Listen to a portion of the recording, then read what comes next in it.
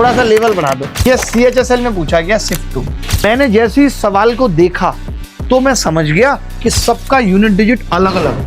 इतनी लंबी चौड़ी गुणा भाग तो मैं नहीं करूंगा, पागल नहीं हूं मैं जो गुणा भाग करूंगा कि मैं पहले 13 का स्क्वायर करूंगा, उसमें से 2 घटाऊंगा 167, फिर मैं 167 का स्क्वायर करूंगा, उसमें से 2 घटाऊंगा, इतना कुछ करूंगा नहीं। पहले तो आप बताओ, आप में से कितने लोगों को ये बात पता है कि अगर x प्लस 1/x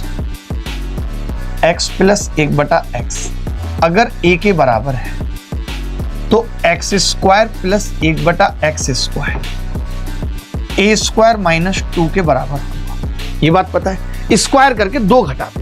अब सुनना, मैंने क्या किया इस सवाल में, मुझे पता है यूनिट डिजिट अलग अलग है, मैं सिर्फ यूनिट डिजिट को पकड़ के चलूंगा और कुछ नहीं करूंगा। तो मैंने देखा इसका स्क्वायर करने पे मुझे क्या मिलेगा, एक्स स्क्वायर का एक्स स्क्वायर।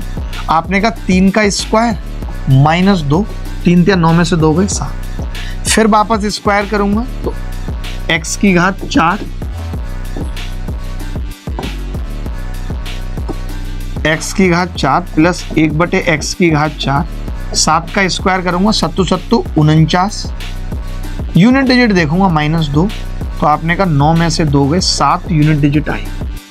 जब कभी ऐसा सवाल आए, कितना भी लंबा सवाल हो, अगर यूनिट डिजिट अलग अलग है तो हम सिर्फ यूनिट डिजिट को ही लेके चलेंगे। मान लेते हैं कि यहाँ पे 123 होता, मान लेते हैं कि यहाँ पे 143 होता, आई लव यू, तो भी मैं 3 को ही